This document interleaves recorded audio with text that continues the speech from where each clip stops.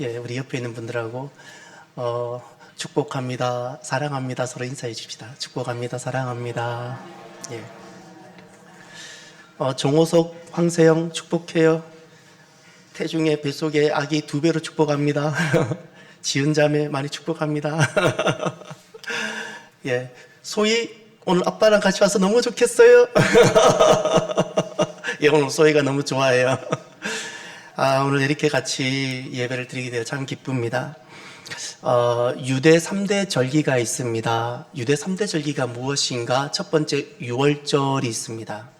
그리고 77절이 있습니다. 그리고 초막절이 있습니다. 이 3대 절기가 우리가 잘 알고 있듯 다 신앙적인 영적인 절기들입니다. 그런데 놀랍게도 이 3대 절기가 다 추수절기입니다. 6월절은 곡식 추수가 시작하는 절기입니다. 보리 추수가 6월절부터 시작되는 겁니다. 그러면 6월절부터 50일째 되는 77절 또는 오순절은 곡식 추수가 마무리되는 절기입니다. 보리로 시작한 추수가 이 50일 동안 보리 추수가 끝나고 밀 추수가 끝나는, 그래서 6월절과 오순절은 곡식 추수가 시작하고 끝나는 추수절기입니다. 그러면 초막절은 무엇인가? 곡식 추수가 끝나고 이제 여름 과일 추수가 여름이 막 무더워지고 막 과일이 맺어집니다. 그 여름 과일 추수가 끝나는 절기가 초막절입니다. 그래서 6월절도 추수절기이고 77절도 추수절기이고 초막절도 추수절기입니다. 구약의 성도들은 돌아보면 이 추수를 너무나도 자연적인 것이고 농부의 수고로만 돌리지 않았습니다. 때마다 추수가 시작할 때도 하나님께 나와 먼저 감사하고, 곡식 하나 거두게 되어도 이것도 우연이 아니라 자연 법칙에 의한 것이 아니라 하나님의 은혜였음을 고백하며 하나님께 감사하고, 과일 하나 익어도 그냥 이것이 저절로 걸음 때문에 되어진 것이 아니라 하나님의 은혜였음을 기억하고 하나님께 나와 진심으로 감사했습니다. 그 농사를 지어본 분들은 그렇게 하나같이 다 말을 합니다. 아무리 거름을 주고 가지를 쳐도 비가 때에 맞게끔 내려야 된다는 겁니다. 태풍이 너무 불어도 안 되고 너무 뜨거워도 안 되고. 그래서 구약의 성도들은 참 진심으로 감사하는 성도들이었습니다. 신약의 성도들은 마찬가지입니다. 하나님께 참 진심으로 감사하는 성도들로 살아왔습니다. 그것이 추수감사입니다. 그래서 돌아보면 구약의 성도들, 신약의 성도들, 우리 모두는 하나님께 진심으로 감사하는 사람들이었습니다. 그럼 이제 오늘의 우리 성도들은 무엇일까요? 오늘은 농사를 지으시는 분보다 농사를 짓지 않고 도시에 사는 사람들이 많습니다. 저는 농사를 잘 모릅니다. 제가 기억하는 농사는 이 정도입니다. 어렸을 때 할아버지 할머니 따라서 못줄 잡는 것, 이렇게 모내기 할 때 못줄 옮겨라 하면 한번 옮기고 뭐 이런 거, 못줄 잡고, 또 할머니 따라서, 저를 할머니께 저를 많이 데리고 다니셨어요. 고추 따러 가자. 이게 너무 싫은데 거절을 못했어요. 그러면 꼭 할머니는 비료 포대를 주셨어요. 여기 좀 따라고. 그런데 아무리 따도 여기 비료 포대 고추가 다 안 담겨져요. 고추 고랑이 왜 그렇게 긴지 따다가 고개 들어보면 할머니는 안 보여요. 저기 끝에 가서 고추 속에 들어갔어. 이렇게 안 보여요. 저 혼자 있는 것 같고, 햇볕은 뜨겁고, 고추 냄새 아시죠? 재미없고. 저는 친구랑 놀고도 싶은데 이게 빨리 끝나서 돌아가고 싶은데 고랑이 너무너무 길게만 느껴졌던, 제게 농사는 뭐 그런 거예요. 저는 농사를 참 잘 모릅니다. 그러던 제가 어느 날 결혼을 했습니다. 결혼을 했더니 우리 처가가 복숭아 농사하는 집안이에요. 한 집안도 아니고 여러 집안이 복숭아를 참 많이 지어요. 거기가 감곡이라는 거예요. 여러분 햇살이라고 들어보셨어요? 많이 사 드세요. 제가 결혼하기 전까지는 제가 이렇게 생각했어요. 복숭아가 맛있지만 너무 비싸다. 좀 싸면 좋겠다. 늘 그런 생각으로 복숭아를 대했어요. 그러던 제가 딱 결혼하고 처가를 자꾸 방문하니까 복숭아가 어떻게 만들어지는지를 어깨너머로 보게 되는 거예요. 겨울이 막 끝나자마자 벌써 가지치기에 들어가고, 거름을 줘야 되고, 또 하나하나 이렇게 잎사귀, 아니, 복숭아, 뭐라 그러죠? 이렇게 싸줘야 되고, 손이 너무너무 많이 가는 거예요. 그리고 7월부터 보니까 9월까지 출하가 되는데, 여러분 복숭아 그거 아세요? 제가 좋아하는 복숭아는 그런 거예요. 건들면 막 이렇게 물이 막 흐르고 막 이렇게 복숭아 물렁물렁한 것이 너무 맛있는 거 있잖아요. 뭐 이렇게 몰랑몰랑한 복숭아. 그런데 그 복숭아는 따면은 손을 좀 강하게 잡으면 손자국이 나요. 그럼 상품이 안 돼요. 사과는 그냥 턱 따도 되잖아요. 웬만한 과일은 던져도 되잖아요. 근데 복숭아는 너무 예민한 거예요. 돌아보니까 7월부터 9월까지 출하가 되는데 점 하나 있거나 흠 하나 있어도 상품이 안 돼요.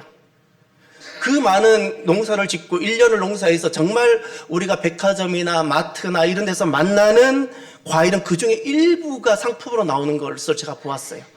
그래서 저는 복숭아를 어느 마트나 어디 가서 이렇게 복숭아 이렇게 보게 되면 농부가 1년 봄부터 가을까지 어떻게 이 농사를 지었는지가 쭉 영상처럼, 영화처럼 보여져요. 그리고는 절대 복숭아가 안 비싸게 보입니다. 가격이 거기 적혀져 있잖아요. 저 가격을 받으면 안 되는데, 더 받아야 되는데, 너무 싸다. 여러분, 싸다고 비싸다 여기지 마시고요. 농부는 그 중에 일부만 판매하는 거예요. 우리 교회 성도들이 복숭아 자주 사 드시는데요. 팥지만 그만 좀 사시고요. 상품 좀 사시고요. 좀 덤으로 더 좀 사세요. 진짜 농부는 일부만 파는 거예요. 일부만. 팥지는요, 원가에도 어차피 버릴 수는 없으니까 파는 거예요. 상품이 안 되는 것을 팥지로 팔거든요. 그래서 저는 그 생각이 들어요. 값이 더 나가야 될 텐데. 늘 그 생각이, 값이 더 나가야 될 텐데, 어떡하나. 이 생각이 많이 듭니다. 오늘 우리는 도시에 살고 있는 사람들입니다. 저만 해도 농사를 모르는 사람. 그런데 어디 복숭아만 농사이겠습니까? 어디 사과만 농사이겠습니까? 자식은 농사가 아니겠습니까? 자식이 농사입니다. 건강이 내 농사가 아니겠습니까? 농사입니다. 어디 사업이나 내 직장, 이건 농사가 아니겠습니까? 돌아보면 그것도 다 농사입니다. 내 삶이 도시에 살지만 농사와 아무런 관계가 없는 삶을 살아가고 있지만 돌아보면 내 삶이 모두가 농사입니다. 자녀도 농사이고 내 건강도 농사이고 우리가 열심히 아침마다 나가는 직장도 농사이고 다 농사입니다. 그런데 참 내 뜻대로 안 됩니다. 저만 해도 내 자녀가 내 뜻대로 안 되는 것이 사실이고 아무리 애쓰고 노력해도 자녀에게 비바람만 불면 자녀는 또 다르게 살아가고 그래서 우리는 또 아파하고 힘들어하고 건강하기 위해서 그렇게 노력을 해도 왜 이렇게 살이 안 빠지는지 건강 농사도 마찬가지입니다. 인생 농사 한 번 조금 잘못하면 흉작이 들고 그렇게 됩니다. 도시에 살고 있는 우리들은 도시 농부들입니다. 이제 벌써 이만큼 한 해가 지나가지요. 한 해 농사를 돌아보며 하나님께 감사하지 않을 수가 없습니다. 자녀를 보면 더디고 느린 자녀이지만 그 자녀를 보면 하나님 손길이 느껴집니다. 그래서 하나님께 감사하게 되고 내 건강 내가 생각하는 만큼 완전하지 않지만 돌아보면 하나님 손길이 없었다면 우리가 존재할 수 없고 내 심장을 뛰게 할 수 없었다는 것을 느끼게 되어서 또 감사하게 되고 내 사업도 마찬가지 가정을 마찬가지 돌아보면 그 열매를 보면서 하나님께 진심 감사하게 됩니다. 오늘 저와 여러분이 한 해 내 삶의 농사를 돌아보면서 진심 감사가 있는 추수감사의 성도들이 되시기를 바랍니다. 사람의 마음은 참 신비롭다고 합니다. 똑같은 일을 하는데 그것이 복숭아 농사이든 자녀 농사이든 똑같은 일을 하는데 어떤 사람은 그 일을 감사로 합니다. 또 어떤 사람은 그것을 불평으로 합니다. 그런데 놀라운 사실은 감사의 마음을 가지고 그 일을 하는 사람은 그것이 복숭아이든 자녀 농사이든 삶이 점점점 밝아집니다. 감사하면 밝아집니다. 그런데 똑같은 것인데 그것을 불평하는 마음으로 가진 사람은 왠지 삶이 점점 무거워지고 어두워지게 됩니다. 괜히 몸에 점점 더 몸이 아프고 마음도 우울함이나 자꾸 나도 모르게 어둠의 감정인 분노 같은 것에 사로잡히기도 합니다. 자연 법칙에 있어서 감사도 대단한 능력이 있습니다. 물은 답을 알고 있다라고 하는 마사루라는 일본 사람이 쓴 책에 보면 무엇을 실험했는가 하면 그 말의 능력입니다. 물을 가지고 말의 능력을 테스트하고 실험을 했는데 이런 겁니다. 물을 하나 두고 이 물에는 감사합니다, 사랑합니다, 축복합니다, 그리고 아름다운 음악을 막 들려주고 긍정적인 감정으로 이 물을 대하는 겁니다. 또 하나의 물은 똑같은 물인데 두고 미워해, 나 너 싫어, 보는 것도 싫어, 그리고 아주 막 폭력적인 음악이라든가 또는 어떤 분노의 감정으로 자꾸 이 물을 대했습니다. 그리고 시간이 흐르고 이 물을 현미경으로 관찰했다고 합니다. 아마 물을 이렇게 냉동시켰다고 들은 것 같습니다.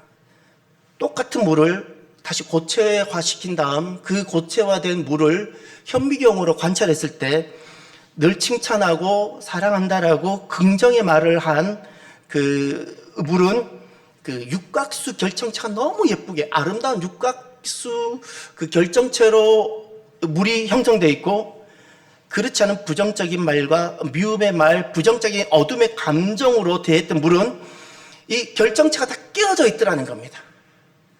물론 오늘날 현대 과학자들이 이 실험을 다 인정하진 않습니다. 그 동일한 환경과 통제되지 않은 실험 환경 때문에 다 인정되지 않는 부분들이 있습니다. 그럼에도 불구하고 이 책이 우리에게 주는 교훈이 하나 있습니다. 많은 사람들이 우리가 하고 있는 이 말이 얼마나 큰 영향을 미치게 되는지를 진짜 도전받게 되고 생각하게 되었다는 사실입니다. 남편이 아내에게 하는 말이, 엄마가 자녀에게 하는 말이 얼마나 큰 영향력을 미치는지를 알게 되고 우리가 말 한마디가 얼마나 신중해야 되는지를 다시 한 번 더 되새기게 되는 교훈을 주는 책이 되었습니다.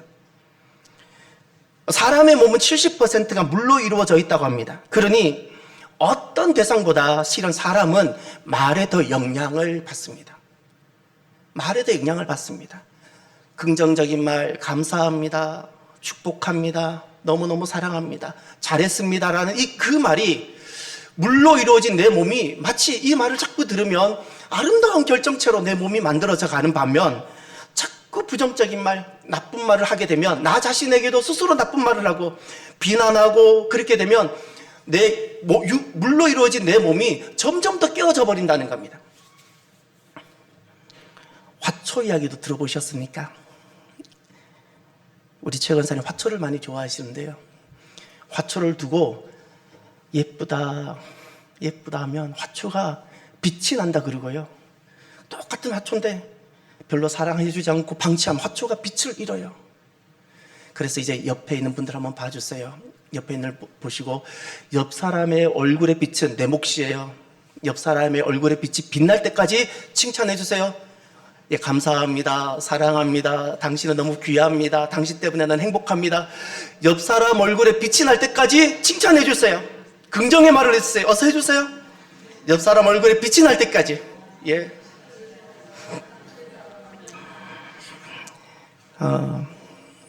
한 청년이 있었습니다. 청년 때는 누구나가 다 불안의 시기를 겪지 않겠습니까? 이 청년도 직장에 항상 불안합니다. 직장이 안정되지 않고, 또 그렇다고 가정이 넉넉하지 않아서 가정 형편도 어렵고, 다른 동료들은, 친구들은 다 너무 잘 나가는 것 같은데 내 인생은 왠지 잘 안 되고 스타트가 안 되고 무너지는 것 같습니다. 그러다가 어느 날 목사님이 이 청년에게 권면했습니다. 감사 노트를 한번 써보라고. 그래서 이 청년이 고민을 했습니다. 나는 감사할 이유가 없는데, 내 집안이나 부모님이 나에게 잘해준 것도 없고, 내 삶이 지금 잘 되는 것도 없고, 돌아보면 못마땅한 것으로 가득한데 내가 뭘 감사해야 하나. 그래서 마지 못해 억지로, 그리고 어거지로, 그냥 하루에 하나씩만 어거지로 감사가 동의되지 않는 걸 억지로 했어요. 그냥 형식적으로 했어요. 오늘 하루 밥을 먹을 수 있어서 감사합니다. 동의되지 않는 감사를 억지로 어거지로 했어요. 하루 밤 지나가기 전에 숙제를 해야 돼서 오늘 또 쓰러지지 않고 출근하고 돌아와서 감사합니다. 이런 어거지로 억지로 감사하기 시작했어요. 처음엔 다 메마른 고백을 했습니다. 항기하기도 어려웠습니다. 그리고 하루 지나고 이틀이 지나고 한 달이 지나면서 이 청년 마음 안에 이상한 일이 일어났습니다. 두려움이 점점 줄어들기 시작했습니다. 염려, 두려움, 걱정으로 가득 찼던 생각이 자꾸 사라지고, 그리고 짜증, 그리고 불평이 점점 약해지더라는 겁니다.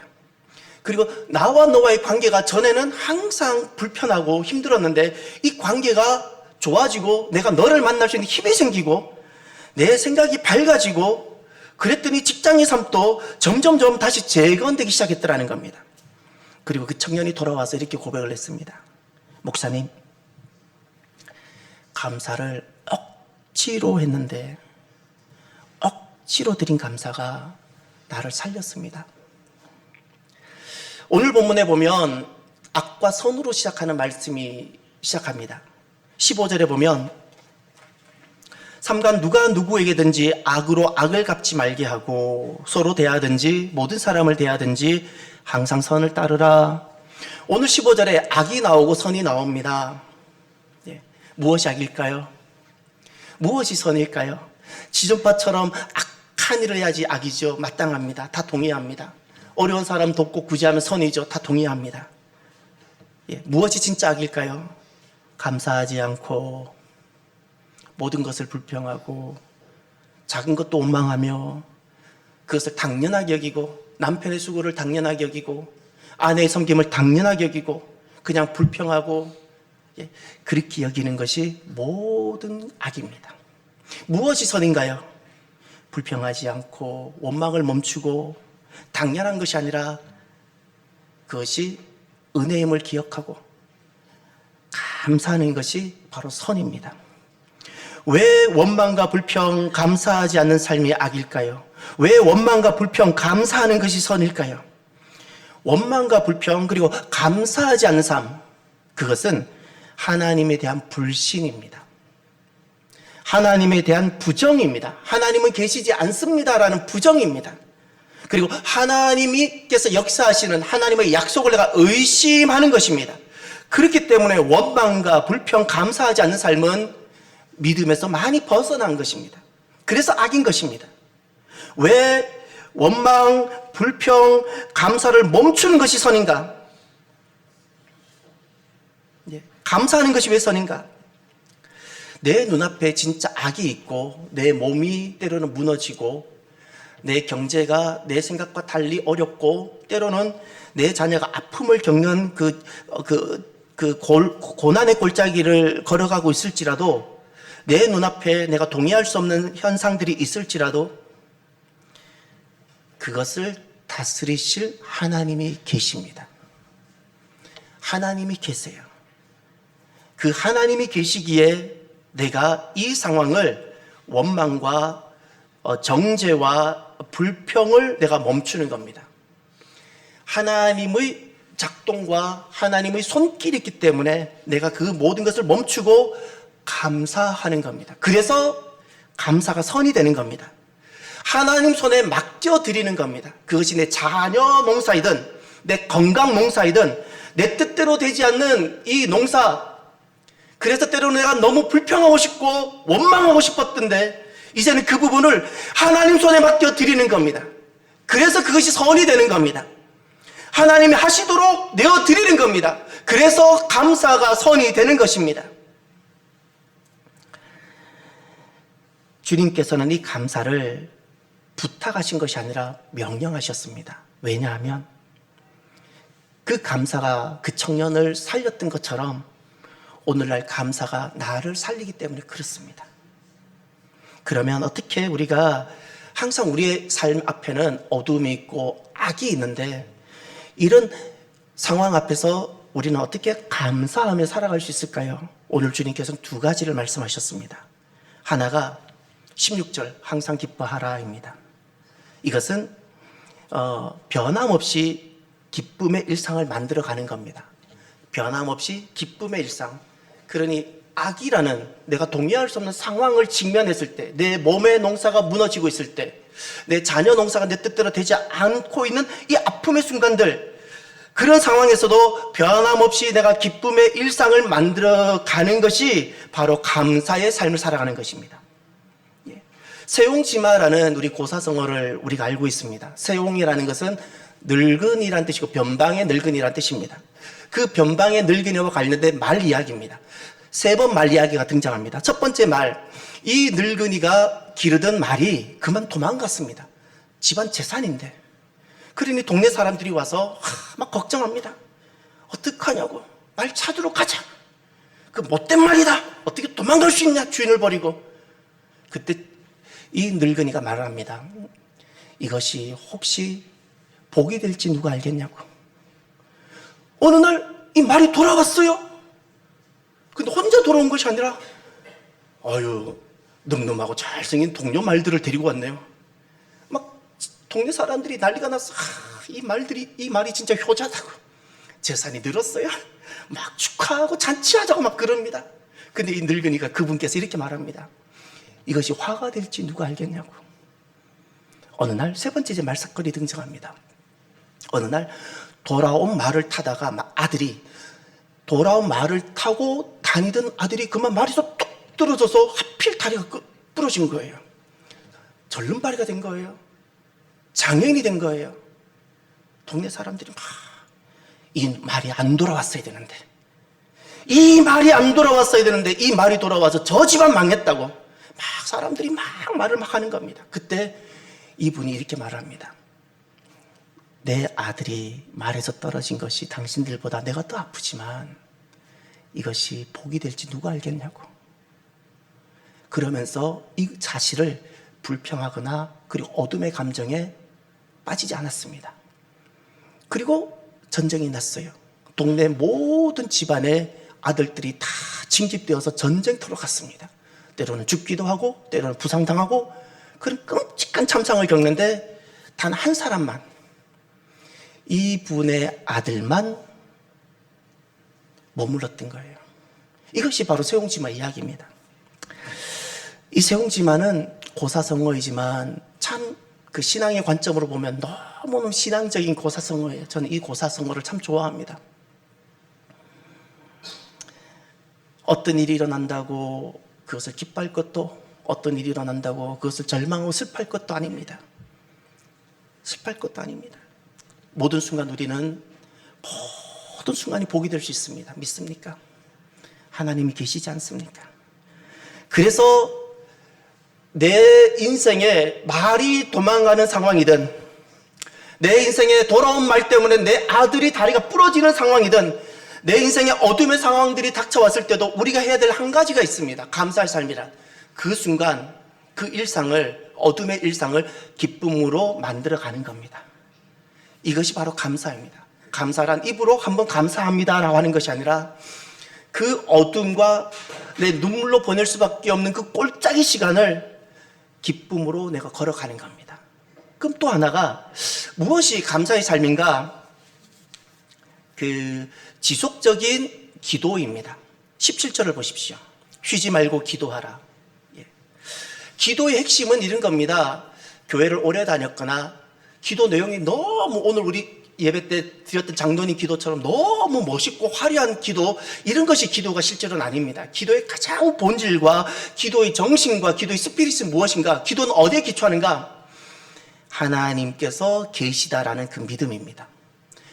하나님께서 정말 계시다고 딱 믿게 되어지면 어린아이일지라도, 이제 오늘 막 예수님을 믿고 돌아온 사람일지라도 그때부터 가능한 것이 기도입니다. 모태신앙일지라도 하나님이 믿어지지 아니하면 가장 어려운 것이 안 되는 것이 기도입니다. 기도는 기도문을 본다고 기도가 되는 것이 아니라 하나님을 신뢰하고 하나님의 계심이 정말 믿어질 때 어떤 어두운 골짜기를 걸어갈지라도 안 끊어지는 것이 있습니다. 기도입니다. 기도. 우리가 어떤 어둠의 사건이나 악을 직면했을 때 우리가 불안하거나 염려하거나 또는 우리가 분노하는 것, 이거는 당연한 반응입니다. 근데 그것이 지속되는 것은 우리가 하나님에 대한 불신이 되는 겁니다. 우리가 어떻게 기도의 삶을 살아갈 수 있는가? 악이나 어둠을 대했을 때 이렇게 되는 겁니다. 하나님, 오늘 우리 집안의 재산인 말이 도망갔습니다. 동네 사람들도 걱정하지만 저는 마음이 무너지는 것 같습니다. 앞으로 제가 자녀를 어떻게 길러야 될지, 이제 농사는 어떻게 지어야 될지 저는 하나님 해답이 없습니다. 이렇게 내게 지금 일어나는 어둠의 상황을 정말 하나님이 계시기 때문에 그 상황을 하나님 앞에 낱낱이 알려드리는 겁니다. 무엇을 해달라고 하기 이전에 하나님, 저 정말 아픕니다. 저 잠을 못 자겠습니다. 이렇게 기도하기 시작하면 우리 안에 어떤 역사가 일어나는가 하면 내 안에 막 밀물처럼 밀려오는 부정적인 감정들, 이 상황을 원망하고 이 상황을 저주하며 말을 지키지 못한 나 자신을 원망하고 도망간 말을 저주하고 이런 어둠으로부터 내가 해방되어지는 거예요. 나를 지켜내는 거예요. 그리고 기도하는 순간은 기도한 내용만큼은 하나님께서 개입하세요. 저는 작은 기도도 자주 합니다. 큰 기도 말고도 너무 어린아이 같은 기도. 하나님, 제가 지금 어디 신방을 가는데 제가 딱 정시 12시까지 신방 가기로 했습니다. 근데 거긴 주차가 항상 어렵습니다. 하나님, 제가 주차 자리를 못 잡고 뺑뺑 돌면 제가 지각합니다. 주님, 주차 자리 만들어주세요. 어떻게 되실까요? 한 번도 제가 모든 주차할 때마다 기도하진 않습니다. 근데 제가 정말 중요하고 다급할 때, 제가 시간을 지켜야 될 때는 기도합니다. 근데 그때마다 다 들어주셨어요. 정확하게 100%다 들어주셨어요. 기도하는 부분은 하나님이 개입하세요. 개입하세요. 그래서 감사라는 것은 입으로 감사하는 것도 중요한데 더 중요한 건 지속적인 기도입니다. 지속적인 그 상황을, 지속적인 하나님과 관계를 만들어가는 것이 감사입니다. 그러면서 우리는 감사의 삶을 살아갈 수 있게 되는 겁니다. 그래서 이 감사에 있어서, 감사의 삶을 살아가는 데 있어서 그러면 정리하면서 가장 중요한 것이 하나 있습니다. 우리가 습관적으로 우리가 훈련해서 감사합니다 하는 것도 참 좋은 것이고 복된 겁니다. 왜냐하면 자연 법칙에서도 감사는 힘이 되기 때문에. 근데 영적인 법칙으로 우리가 어떻게 하면 감사의 삶을 진짜 살아갈 수 있을까요? 핵심은 이겁니다. 감사의 훈련보다 더 중요한 것이 있습니다. 하나님이 내 삶의 주인이 되셔야 됩니다. 하나님께서 진짜 내 삶의 주인 되시기 전까지는 우리의 감사는 피상적이고 형식적일 수 있게 될 겁니다. 그것조차도 효력은 있습니다. 그런데 진짜 하나님의 능력과 하나님 은혜를 내가 경험하고 하나님께서 저 어두움과 악과 여러 가지 저주에서 하나님이 건지시는 그 경험은 어디서부터 오는가? 하나님께서 내 삶의 주인 되실 때부터, 그때부터 내가 그것을 경험하게 되는 겁니다. 우리가 살아가다가 보면 이런 경험들이 있을 거예요. 과학보다 작으신 하나님, 내 이성보다 뛰어나지 못하신 하나님, 이런 시간들을 누구나가 경험해 보셨을 겁니다. 그런데 지금 믿음으로 고백하는 사람들은 그들도 이런 시간들이 다 있었습니다. 과학보다 작은 하나님, 내 이성보다 뛰어나지 못한 하나님, 그리고 내가 동의되지 아니하면 절대 마음의 문을 열지 아니하고 과학으로 증명되지 않으면 한 걸음도 나가지 않으려고 결연히 서 있는 우리들. 그러나 오늘 믿음에 서 있는 사람들도 지난날 이런 과정들이 다 있었던 겁니다. 있었고 하나님께서 친히 다가오셔서 하나하나 만져주셔서 하나님이 얼마나 계시며 실제하시며 역사하시는지를 직접 알게 해주셨고 만나주셨던 겁니다. 그 과정을 지났기에 이제는 이렇게 됩니다. 모든 것이 감사한 거예요. 어두운 또는 부정적인 상황에서도 좌절하지 않고 기도할 수 있게 되는 겁니다. 그러면서 앞으로 한 걸음 한 걸음 나가게 되는 겁니다.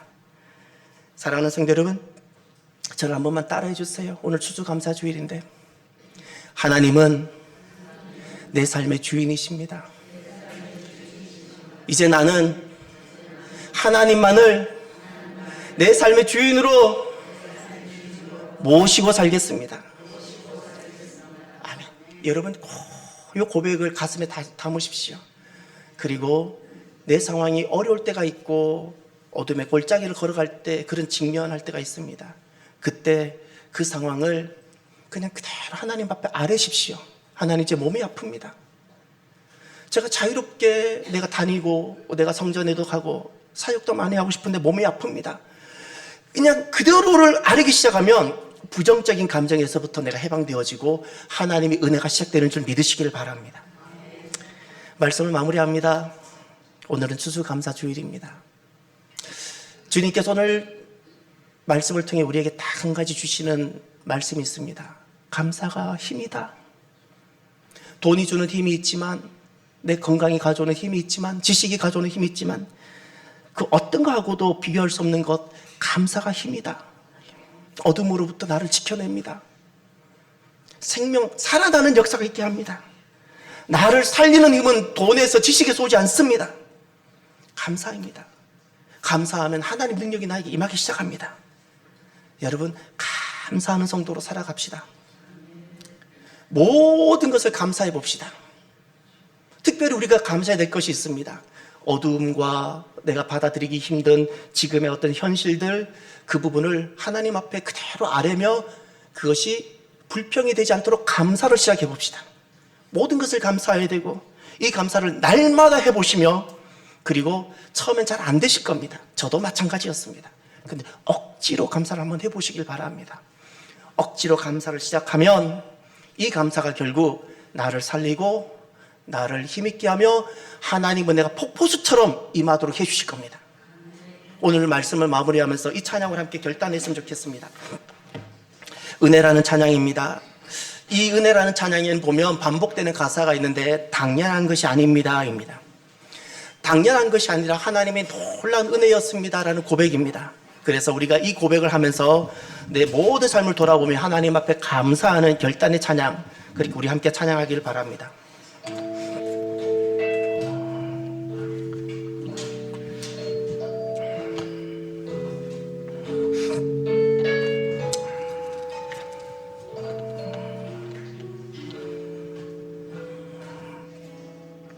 내가 누려왔던 모든 것들, 내가 지나왔던 모든 시간, 내가 지나왔던 모든 시간, 내가 걸어왔던 모든 순간, 내가 걸어왔던 모든 순간, 당연한 것이 아니었습니다. 당연한 것 아니라 은혜였어. 아침에 해가 뜨고 아침에 해가 뜨고 저녁에도 봄에는 꽃이 핍니다. 봄의 꽃향기와 가을의 열매, 변하는 계절의 모든 이 모든 것이 당연한 것이 아니었습니다. 당연한 것 아니라 은혜였소. 모든 것이 은혜,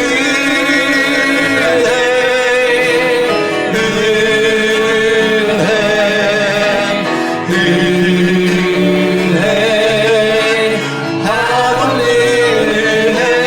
내 삶에 당연한 거 하나도 없었던 것을, 모든 것이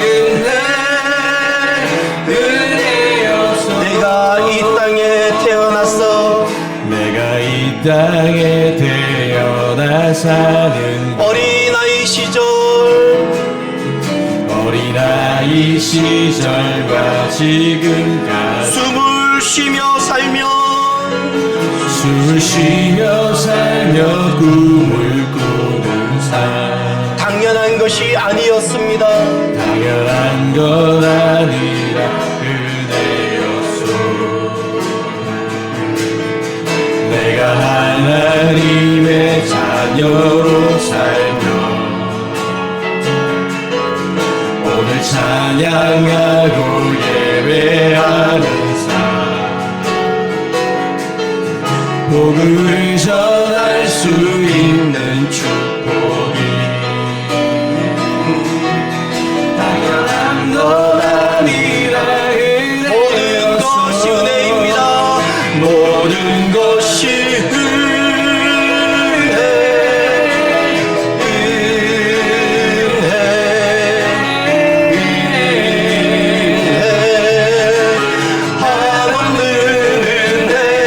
내 삶에 당연한 거 하나도 없었던 것을, 모든 것이 은혜,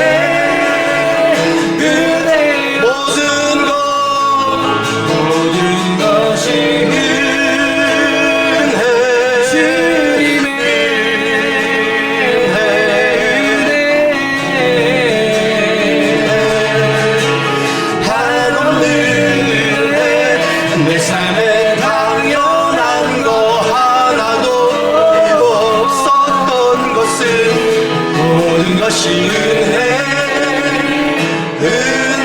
은혜였소. 기도합시다. 하나님 은혜입니다. 때로는 내 몸이 아플 때도, 때로는 자녀가 내 계획대로 되지 않을 때도, 내 경제와 어려움이 찾아올 때도, 그때도 하나님이 계십니다.